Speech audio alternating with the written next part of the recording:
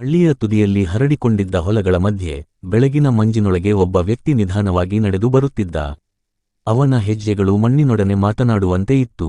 ಅವನ ಹೆಸರು ಶಂಕರಪ್ಪ. 55 ವರ್ಷಗಳ ಜೀವನದಲ್ಲಿ ಅವನು ನಗರವನ್ನು ಕೇವಲ 2 ಬಾರಿ ಮಾತ್ರ ನೋಡಿದ್ದ. ಆದರೆ ಅವನಿಗೆ ಮಣ್ಣಿನ ಪ್ರತಿ ಕಣವೂ ಪರಿಚಿತ. ಶಂಕರಪ್ಪನ ದಿನ ಬೆಳಗಿನ 4ಕ್ಕೆ ಶುರುವಾಗುತ್ತಿತ್ತು.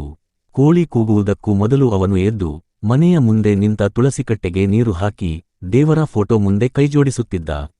ಅವನ ಹೆಂಡತಿ ಗೌರಮ್ಮ ಇನ್ನೂ ಮಲಗಿರುವಾಗಲೇ ಅವನು ಹೊಲದ ಕಡೆ ಹೆಜ್ಜೆ ಹಾಕುತ್ತಿದ್ದ.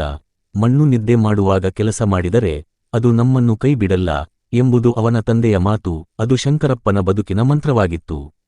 ಶಂಕರಪ್ಪನ ಹೊಲ ದೊಡ್ಡದಲ್ಲ, 4 ಎಕರೆ ಮಾತ್ರ. ಆದರೆ ಅವನಿಗೆ ಅದು 4 ಎಕರೆ ಭೂಮಿ ಅಲ್ಲ, 4 ಎಕರೆ ಜೀವ. ಆ ಹೊಲದಲ್ಲಿ ಅವನು ಬೆಳೆದಿದ್ದೆಲ್ಲ ಅವನ ಮಕ್ಕಳಂತೆ.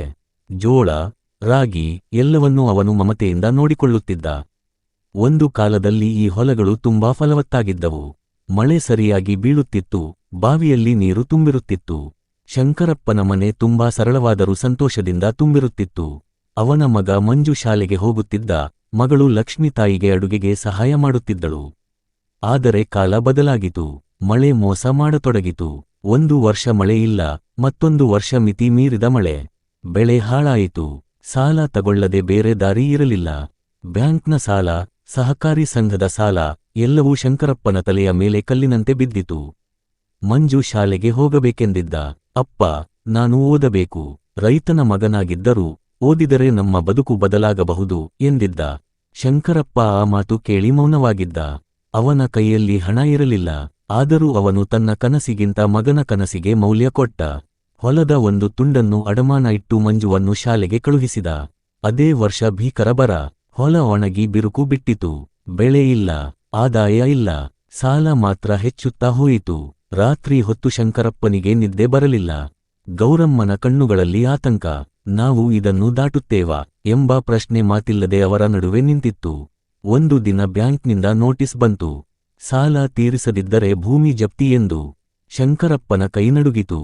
ಅವನು ಆ ಕಾಗದವನ್ನು ಮಡಚಿ ಜೇಬಿಗೆ ಹಾಕಿಕೊಂಡು ಹೊಲದ ಕಡೆ ಹೋದ. ಬಿರುಕು ಬಿಟ್ಟ ಮಣ್ಣನ್ನು ನೋಡಿ ಅವನು ಮೌನವಾಗಿ ಕುಳಿತ. ಆ ಮಣ್ಣು ಅವನ ಜೀವನದ ಸಾಕ್ಷಿ. ಅವನ ತಂದೆ ತಾತಂದಿರ ನೆನಪು. ನಿನ್ನನ್ನು ಬಿಟ್ಟು ಹೋಗಬೇಕಾ ಎಂದು ಅವನು ಮಣ್ಣಿನ ಜೊತೆ ಮಾತನಾಡಿದ. ಅದೇ ದಿನ ಸಂಜೆ ಮಂಜು ಮನೆಗೆ ಬಂದ. ಅವನು ತಂದೆಯ ಮುಖ ನೋಡಿ ಎಲ್ಲವನ್ನೂ ಅರ್ಥ ಮಾಡಿಕೊಂಡ. ಅಪ್ಪ, ನಾನು ಕೆಲಸ ಮಾಡುತ್ತೇನೆ, ಓದನ್ನು ನಿಲ್ಲಿಸುತ್ತೇನೆ ಎಂದ. ಶಂಕರಪ್ಪನ ಕಣ್ಣು ತುಂಬಿ ಬಂತು. ಇಲ್ಲ ಮಗನೇ, ನೀನು ಓದಬೇಕು. ನನ್ನ ಜೀವನ ಮಣ್ಣಿನಲ್ಲೇ ಕಳೆದರೂ ನಿನ್ನದು ಬೆಳಕಿನಲ್ಲಿ ಇರಬೇಕು ಎಂದ. ಕಾಲಚಕ್ರ ಮತ್ತೆ ತಿರುಗಿತು. ಮುಂದಿನ ವರ್ಷ ಅಚ್ಚರಿಯಾಗಿ ಉತ್ತಮ ಮಳೆ ಬಂತು. ಸರ್ಕಾರದಿಂದ ಬೆಳೆ ವಿಮೆ ಹಣವೂ ಬಂತು. ಶಂಕರಪ್ಪ ಹೊಸ ಪ್ರಯತ್ನಕ್ಕೆ ಕೈಹಾಕಿದ. ಪರಂಪರೆಯ ಕೃಷಿಯ ಜೊತೆಗೂಡಿ ತರಕಾರಿ ಮತ್ತು ಸಾವಯವ ಕೃಷಿ ಆರಂಭಿಸಿದ. ಗೌರಮ್ಮ ಹಾಲು ಉತ್ಪಾದನೆ ಶುರುಮಾಡಿದಳು. ಶಂಕರಪ್ಪನ ಬದುಕು ನಿಧಾನವಾಗಿ ಸರಿದೂಗಿತು. ಸಾಲದ ಒತ್ತಡ ಕಡಿಮೆಯಾಯಿತು.